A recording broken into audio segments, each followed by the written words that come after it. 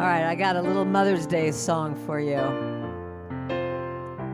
Oh, mother, mother, let love be with us. Mother of all things. Goes like this. I'll sing it once and you can sing it with me. Oh, mother, mother, let love be with us. Oh, mother, mother, let love be with us. Oh, mother, mother, mother of all things. Oh, mother, mother, mother of all things. You got it? Let's try that again. Oh, mother, mother, let love be with us. Oh, mother, mother, let love be with us. Oh, mother, mother, mother of all things. Oh, mother, mother, mother of all things. Peace.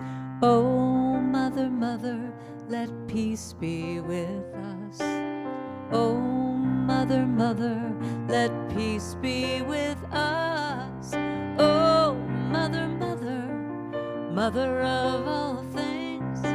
Oh, mother, mother, mother of all things. Hope. Oh, mother, mother, let hope be with us.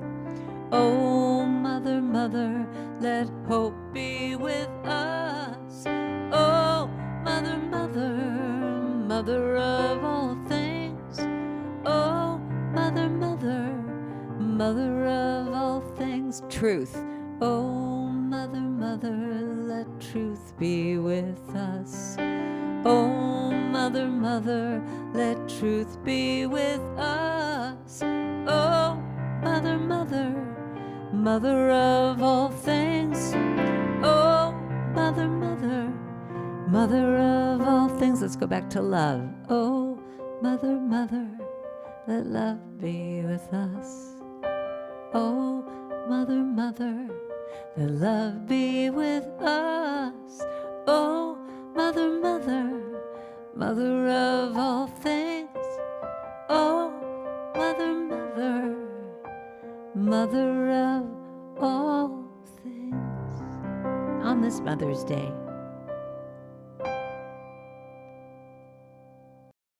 So, let me sing you a little song here, everyone. This is I want you to think about if you want to be thanking your mother or any mother figures or yourself.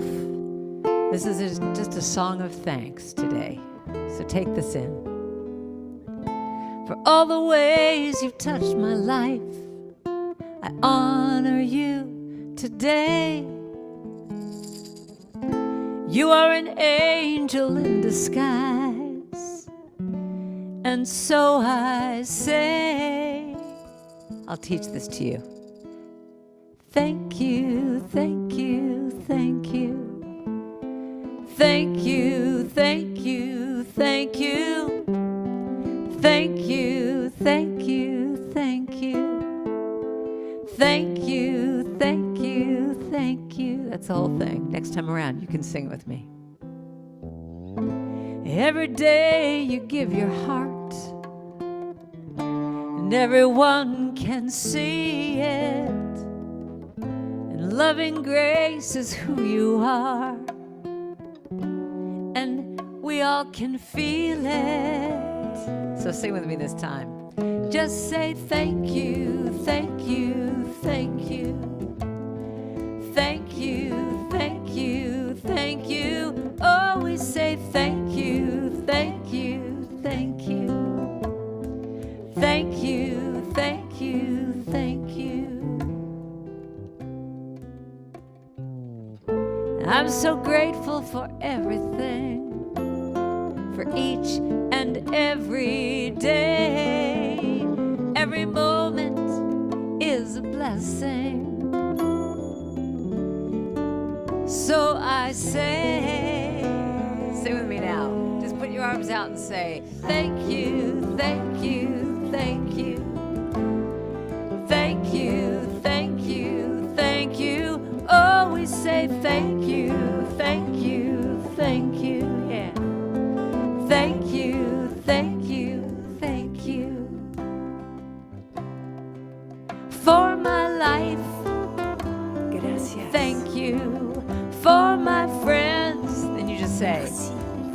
you for my health. Obrigada. Thank you for my work. I Grazie. say thank you for each breath. Dankeschön. Thank you for the love. Teşekkür Thank you for the grace. Spasiba. Thank you for everything. Arigato. Thank you. So we say thank you, thank you, thank you. Thank you, thank you, thank you. Oh, we say thank you, thank you, thank you. Thank you, thank you, thank you. Thank you. So today we acknowledge everyone who isn't a mother or didn't have a physical child. Maybe you had animals that you mother. So we're going to acknowledge everyone today. For everyone who wanted to be a mother but didn't or couldn't, or wanted to have a child and just didn't. For everyone who has lost a mother or never had one present in their lives. Or for the mothers who have lost their children. For everyone who never wanted to even be a mother and might feel guilty about that today. For everyone who on this day might have pain, we acknowledge you. For everyone who helps mothers doing their mothering. For all the grandparents, aunts, uncles, cousins, siblings, friends who help in mothering. And for everyone on this day, it's a celebration of whatever mothering means to you. Mothering an animal, a friend. We acknowledge all of you and all the emotions that you may have on this day. So with that, we just say, happy everything to everyone.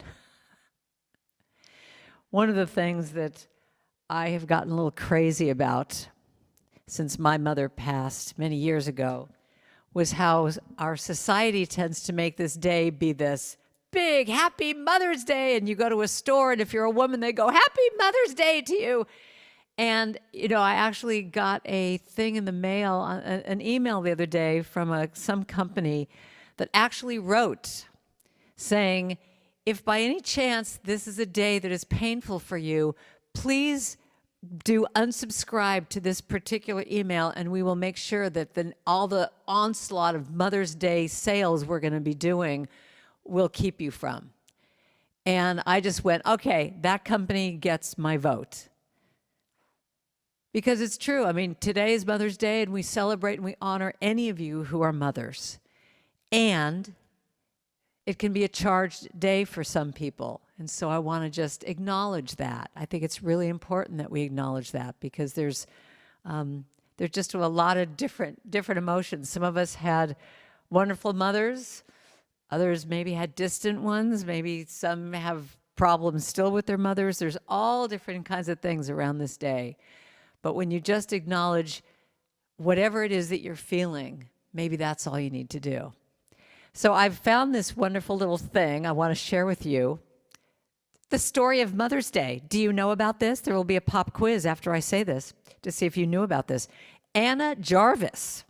Did you know that Anna Jarvis is oh, there you go, Carrie. Thank you. You've already passed the class. Thank you. Anna Jarvis first suggested a national observance of this day honoring mothers because she loved her mother so dearly. And at a memorial service for her mother on May 10th, 1908, Miss Jarvis gave a carnation, her mother's favorite, to each person who attended. So within the next few years, the idea of having a day to honor mothers gained popularity, and Mother's Day was observed in a number of large cities in the U.S. on May 9th, 1914. Who knew? As an act of Congress, President Woodrow Wilson proclaimed the second Sunday in May to be Mother's Day, and he established it as a time for public expression of our love and reverence for all the mothers in our country. But then it had become customary to wear white carnations to honor departed mothers and red carnations to honor the living, a custom that continues to this day. So did you know about the white and the red carnations? See what you learned from a Karen Drucker talk. So white and red carnations, there you go. Anna Jarvis, thank you so much. But as I said, I think it's really important on this day that we honor all mothering, whatever that means. And so what I'd like you to do is raise your hand if you are a person who is a mother. So raise your hand if you're a mother or a grandmother. Do this. Or a great-grandmother. Do this. If you are a man or a woman or anyone who just has mothered in some way, whether it's someone else's children or friends of children or animals, give yourself that little shout out as well. So this is a holiday for not only women, but for men as well, for all of us who nurture. And that's what I want to talk about today is nurturing, because some of us were very lucky that we had nurturing mothers. And sometimes that is the pain in this day when you haven't had that and you long for it and you see all those ads of the mother cradling the child and you're going, I never had that. You know, it's all of those emotions.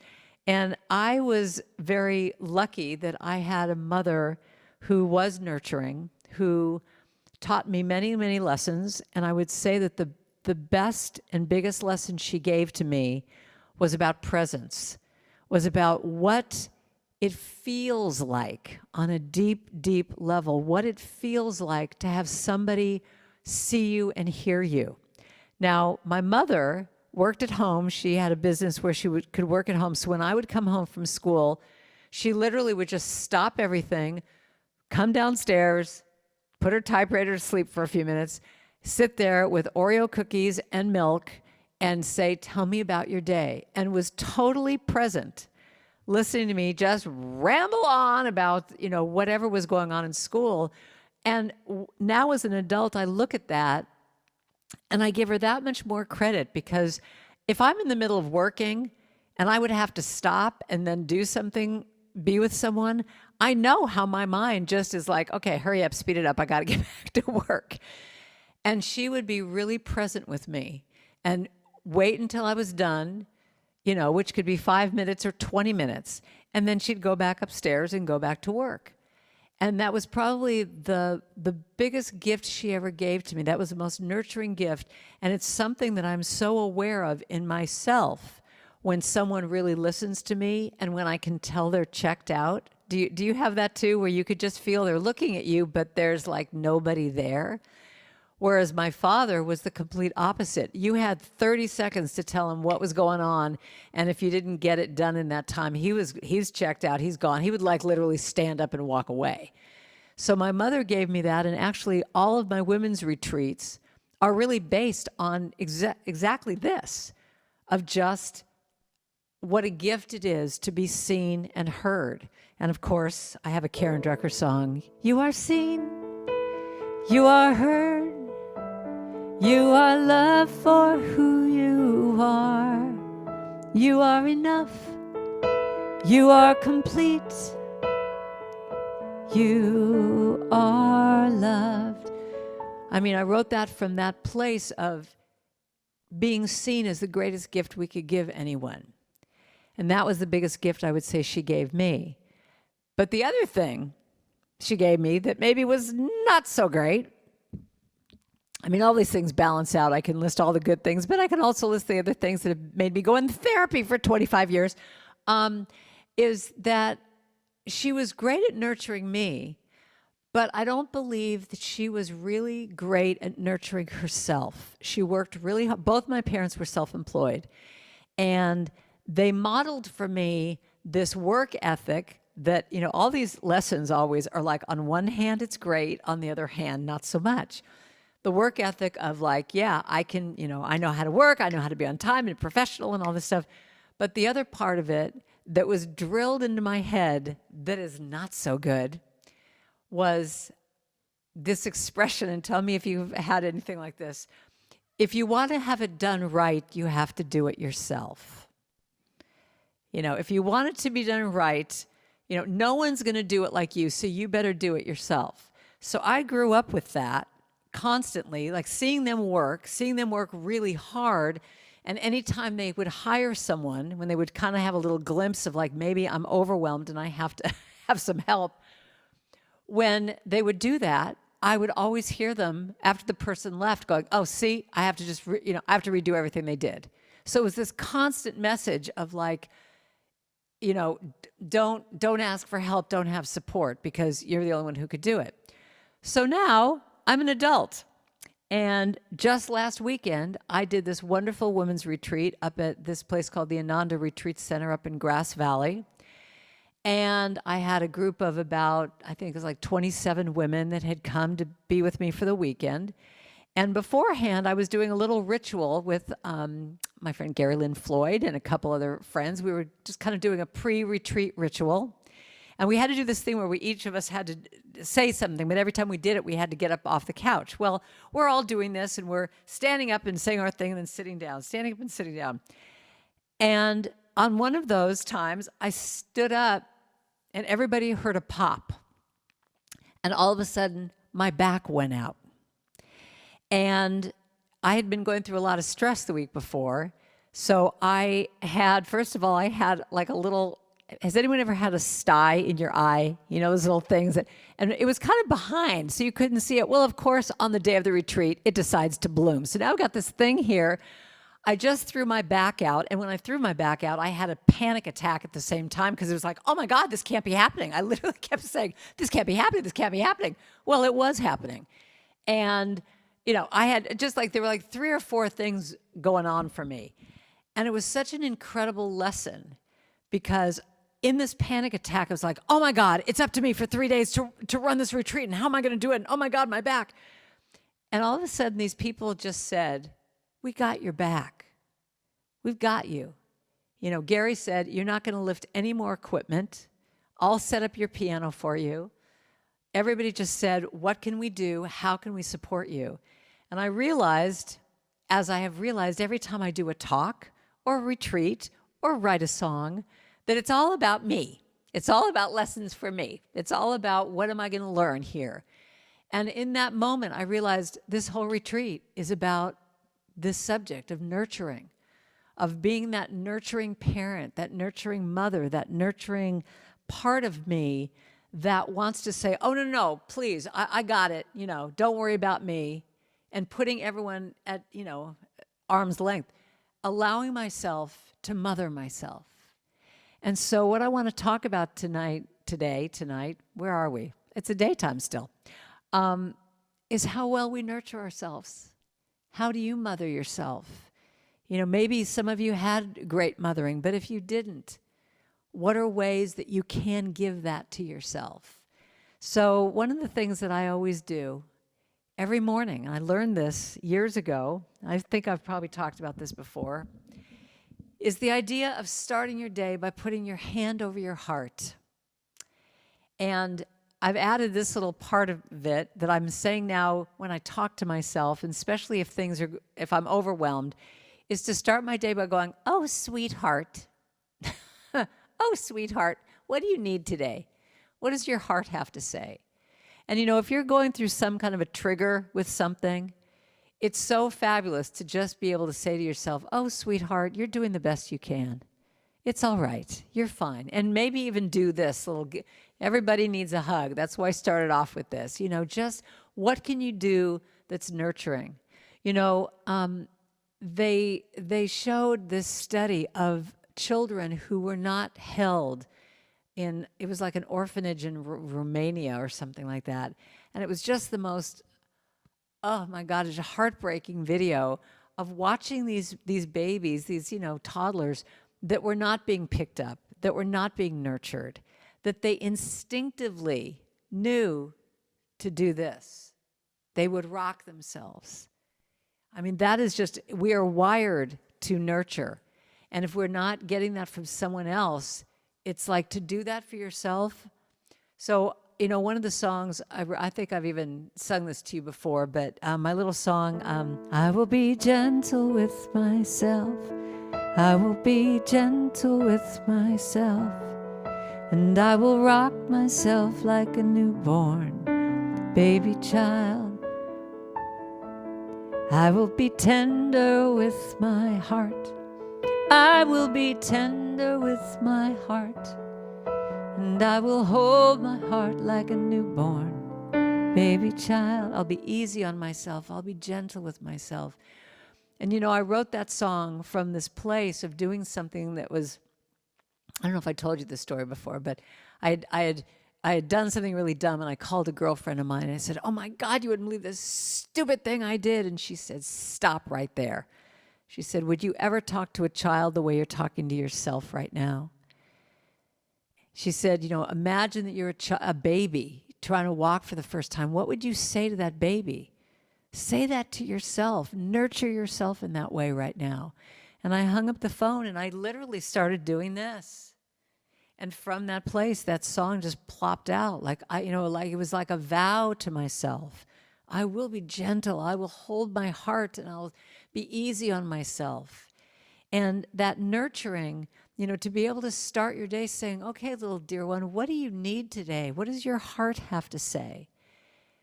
I mean, this is one of my signature little sayings, because I believe that when we start our day from that place of being nurturing to ourselves, before you look to anybody else, I mean, how much do we just do that? Look to our partners or our children or friends or whatever to give us that nurturing. If it starts with ourselves, that's where the power is.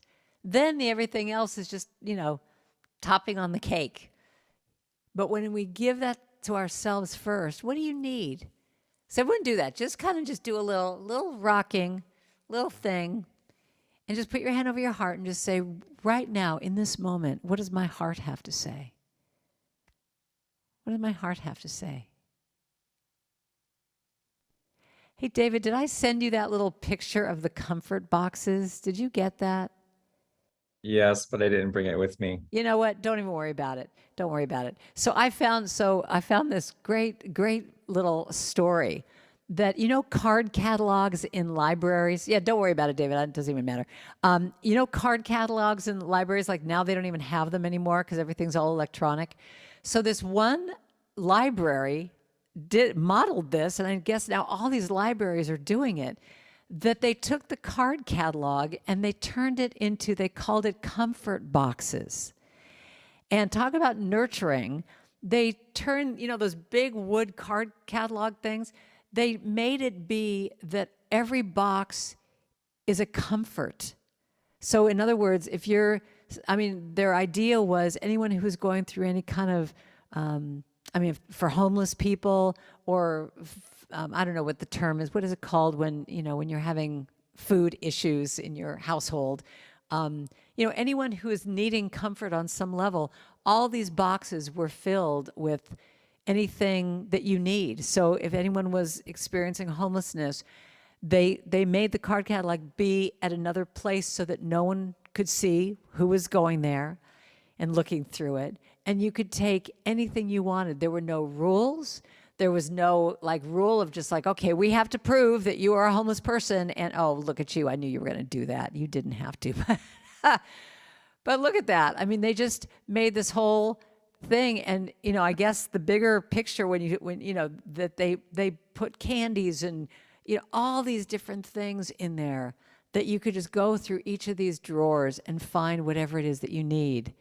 Thank you, David. That was beyond the call of duty. You didn't have to do that. So I really look at that like, what kind of comfort box can you give to yourself? What do you need? What would be in times when you get stressed and your inner critic comes up? How can you have comfort boxes, comfort techniques, nurturing techniques that, because, you know, when your critic comes up, you know, I have a song called Triggered, and the song just talks about, you know, I'm triggered. When you get triggered, you literally go offline. You can't access any of this stuff. So when you have a physical thing like a nurturing box or an altar or something set up that when you find yourself being hard on yourself, that you can go to that place and it's going to remind you. It's just going to remind you of who you are. of who you are and what it is that you can nurture yourself with. Does that make sense?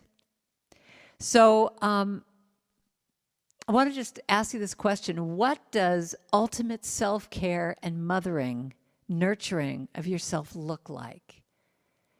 So because we are not live and I can't just have you yell it all out, if you want to put any of that chat, feel free. What is nurturing to you? How do you nurture yourself? You know, some people it's like when I'm getting triggered and I just am I go to nature. In my case, I go to the ocean. You know, if I can just smell that air, I come back to me. Because this is what this is all about. Everything I'm talking about, yes, sleep is a good thing. What I'm talking about here is this. It's coming back to center. And we all get off center. And that's okay. But it's like, how can you bring yourself back to that nurturing? It's okay, sweetheart. I know you want to eat 10 bonbons and, totally go off track from your diet, whatever it is. But just what can you do for yourself right now? So I'm going to give you a little ritual to end with. So do you know Kuan Yin? Do you know the goddess of compassion, Kuan Yin? Actually, let me show you. So this is Kuan Yin in case you, oh yes, let's all put our Kuan Yins to the screen. So if you notice, she has the right hand up and her left hand is down. And so right now, I want you to think about this. Your right hand is the more masculine side. It's the giving forth side. So right now I want you to, whether it's thanking your mother or someone who mothered you, or maybe it's thanking yourself for how you mother yourself, I want you to just give thanks and blessings to that part of you or to someone else that has nurtured you. So just think about them and just send it forth from your hand. So the other part of Kuan Yin is the left hand. I wish I was standing up, you could see it better, but the left hand down. And with the left hand, that is just the receiving part. And so give thanks for all the gifts and nurturing you have received. Could be from your mother, from your animals. And take a breath and send blessings and thanks to anyone that you have received that mothering from. And then put your hand over your heart right now and acknowledge yourself for the ways you have taken care of yourself, the ways that you have mothered yourself, the qualities that you have developed either from your mother or from other people of learning how to nurture yourself. So give thanks and just allow yourself to receive that, what lives in your heart and makes you who you are today. I mean, that's the other thing. Whether you had a mother that was really nurturing or not, whatever that was, it's made you who you are today. So this week, I want you to think about one thing. I always like to give tangible things here. This week, I will mother myself by blank. So what are you going to commit to this week? This week, I will mother myself. I will nurture myself by doing what? So if you want to write that in the chat, you might inspire someone.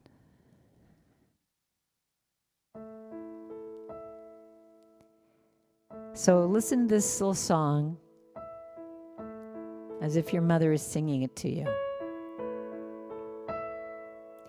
Twinkle, twinkle, little star, do you know how loved you are? 'Cause you are precious, so sweet and bright, a radiant beam of shining light. Twinkle, twinkle, little star, do you know how loved you are? So sing that to yourself. Twinkle, twinkle, twinkle, twinkle, little star, do you know how loved you are? Sing this to yourself.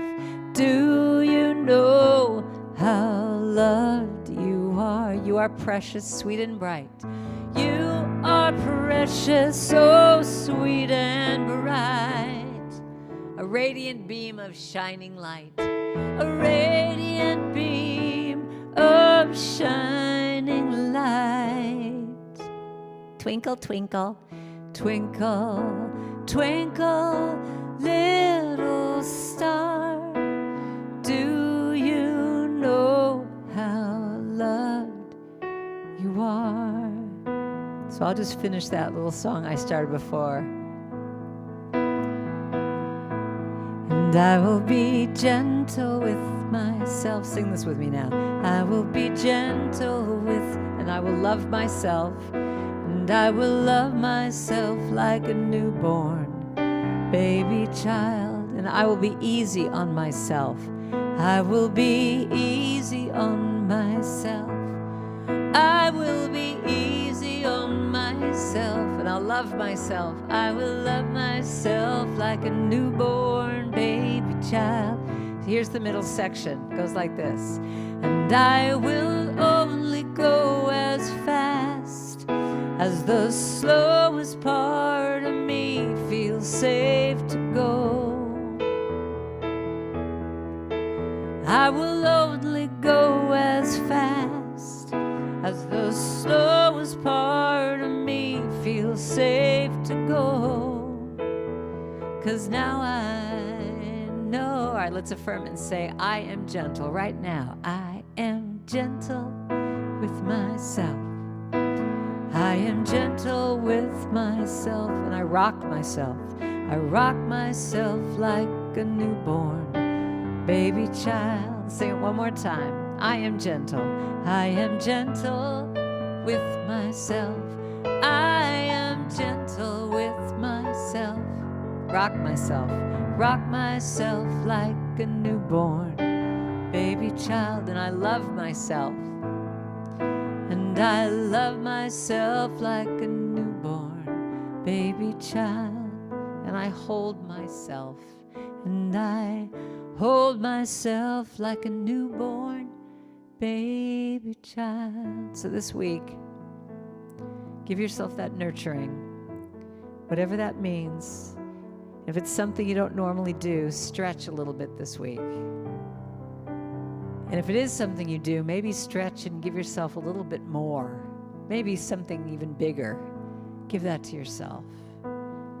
If your mother is gone or still here, she would want that for you. Do it as a present for her. A Mother's Day gift to her, but for you. So be gentle, nurture yourself, and thanks for listening.